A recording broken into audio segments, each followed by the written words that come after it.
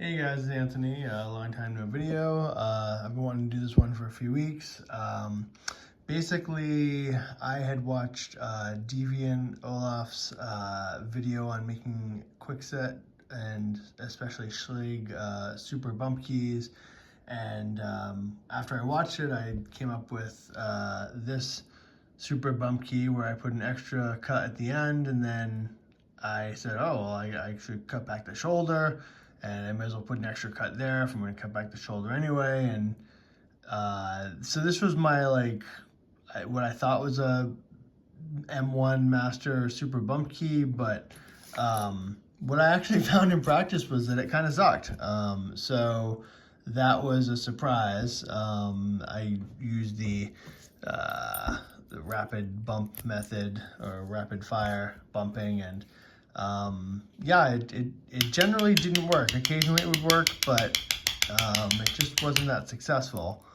And so it kind of annoyed me, and I put it off dealing with it for a while because I don't really do that much bumping anyway. But eventually I kind of wanted to revisit the topic, and so I did a little bit of research. I actually I searched my lock collection and came up with 9 master locks, and did a lot of bumping actually, which annoyed everyone else in the house when I was doing it.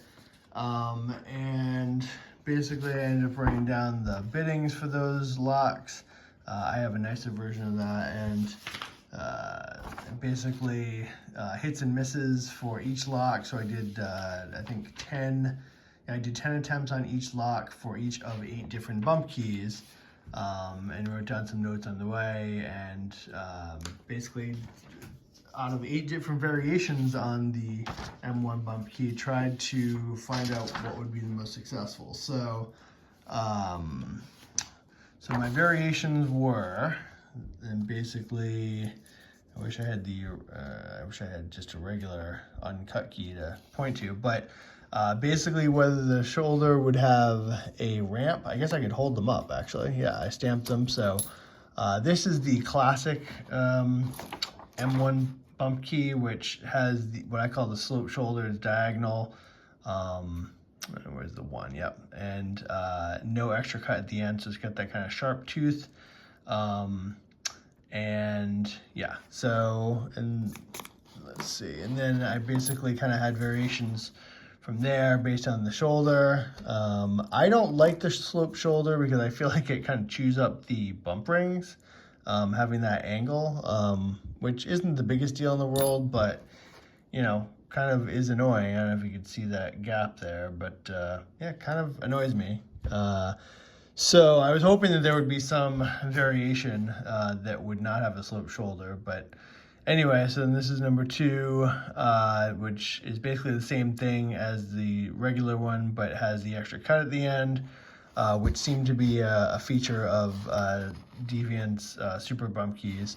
3, where is it? 3.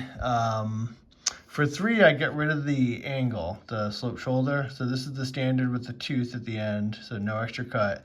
And I just kind of squared this off to try to get rid of the diagonal that would force the bump ring forward. In addition to chewing it up, I also didn't like that the bump ring on one of these, the diagonal cut kind of forces it at a weird angle, which is where the cutting in comes from, because you know, when you're jamming it into lock, it gets pushed back against that slope shoulder. So anyway, so I had a few variations where I squared off the angle. So here's number 3, yeah. So, and then number 4 is basically the same thing as that, but getting rid of that sharp tooth at the end. Where's my number 4? Yeah, 3, 2, 1, contact. No, okay, there's number 4. So it's basically the squared off, getting rid of the diagonal shoulder and the extra cut at the end.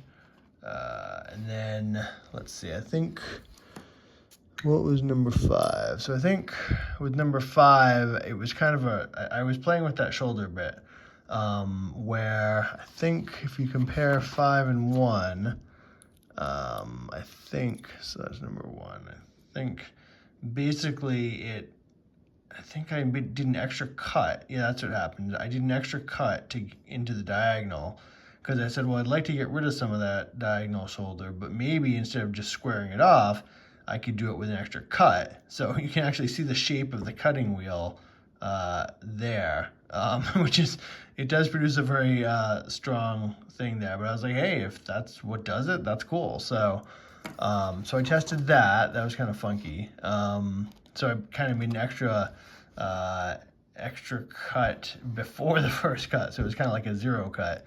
And then number 6 was that with the extra cut at the end.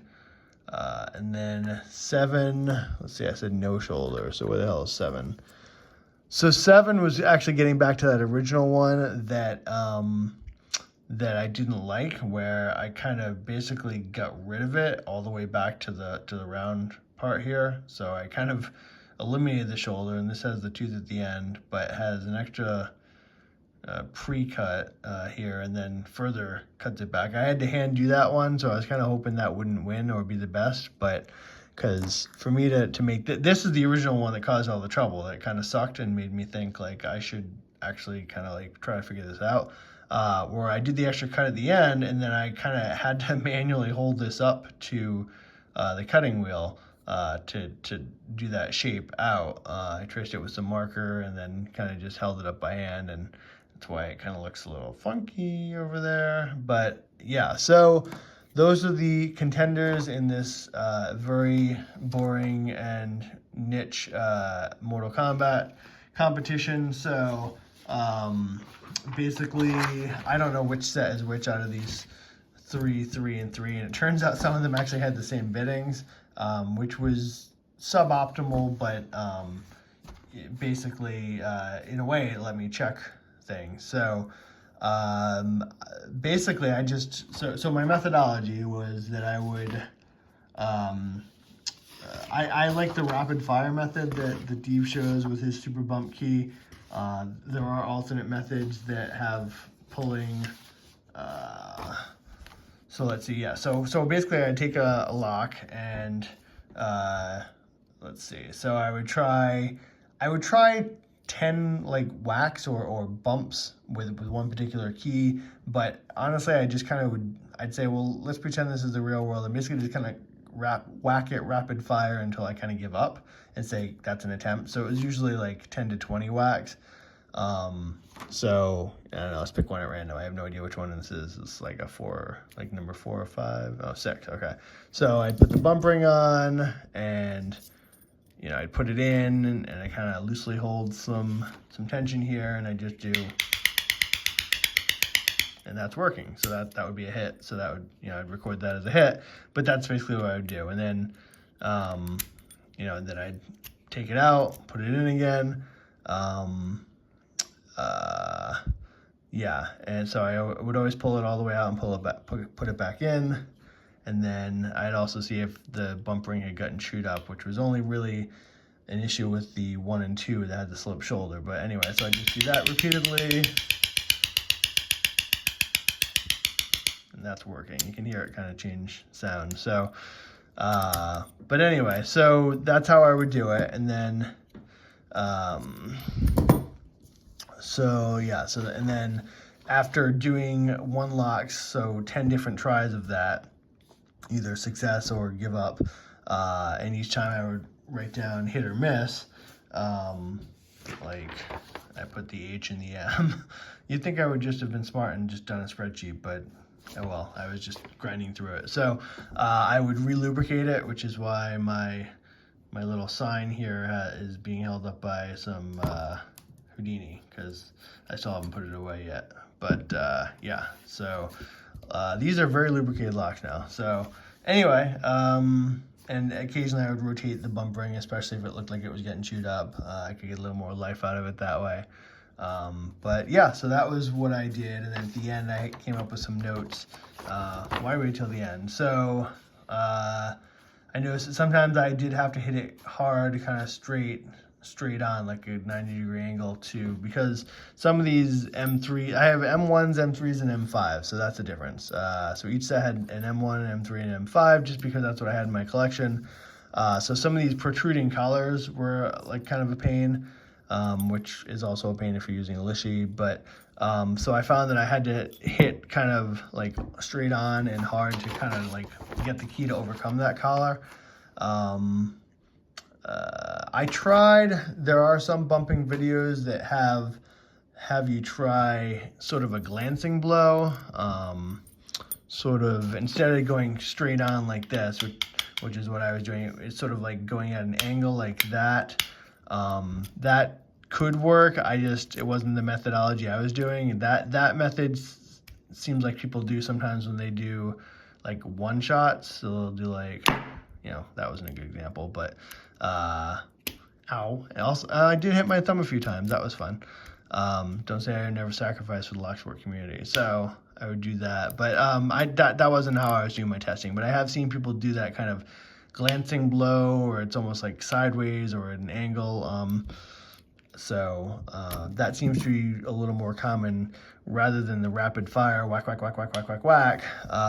Sort of like, I don't know, it's a different technique. It's a more subtle way of doing it, but it does seem to work for some people. Let's see. So I liked to hold the bump hammer at the end to maximize force rather than up close. I kind of held it at the end. Yeah, I tried to change out the bump rings when they got particularly chewed up, like this one, when they would get nasty and have multiple things. I tried to change them out somewhat regularly because I didn't want that to affect the results.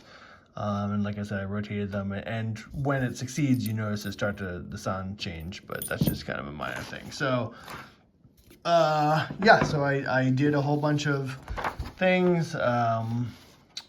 So in the first set, bump key number 4 won. These are just the percentages of hits or successes. And yes, so, and then in my second set, this is a great reminder that bumping does not always work. My second set, I don't know what it was, but they all kind of sucked. I just had miss after miss after miss. I don't know. I mean, first I thought, whoa, it's got to be this 0 cut, but that wasn't it. And so I got a little bit of success with, again, the number 4 key, but I mean, 23% is not really like a great success. So for whatever reason, that set, number 2, 0, 3, 4, 4. I don't know. Let's see. So master number 3 would be 0, 3, 4, 4. So that would be, looks like that would be it, because that looks like a 0. So yeah, so that one I did not have a lot of success. So where's my number 4? I'll stick that in. I'll try it. But I don't know. But it was a good reminder that bumping, even at the best of times, is very hit or miss, literally hit or miss. But oh, and it worked now. Well, gee, it didn't work when I was testing it. But anyway, so yeah, had a lot of difficulty with set number 2, and then set number 3, again, number 4 was the winner. Number 1, the standard bump key, I actually had really crappy results with for all of these tests. So I think, so let's see, so 3 locks, 8 keys, so that's 24, 10 attempts. So it's that 240, I think. So 240 per sheet, so times 3, I think. So there was a whole lot of whacking going on here. Yeah, so something under 750, something over 700, there was a lot of whacks. Hence the annoyance of other people in the house. So I totaled them all up because Excel, and because of that set number 2 that was particularly awful, the number 4 did win, but it was even that was only a slightly better than 50% chance, but it was the winner. So after many whacks and bumping quote research, number 4 was the winner. Where is my number 4? That's the crappy one that started this whole thing. So number 4, I think I just put it down. So 2, 3, I think it's got the ring on it, 4. So basically the winner was number 4, which has the extra cut at the end, and squared off shoulder, which also has the nice effect of preserving the bump ring a little bit. So that's the long and the short of it. A lot of research, or a lot of whacking, and yeah, so if any questions, let me know. But I'm now, I had to throw away a bunch of these, not a bunch, but like, 4 or 5 that I had like on my key ring and a few kits. This is the one that I thought was great, and then I discovered it wasn't great. And so after all this research, then I cut a bunch of 4s, and just out of habit, just as a note to self, I duplicated them and tested them and stamped 4 on them just to sort of remind myself, like, it's like WD-40, like this is the 40th or the number 4. So now I know these are the good ones. So I put one on my keychain, and I'll replace all the other ones in my kit. But yeah, so that's the research. If you have any questions or comments, let me know, and I will talk to you guys online. Thanks.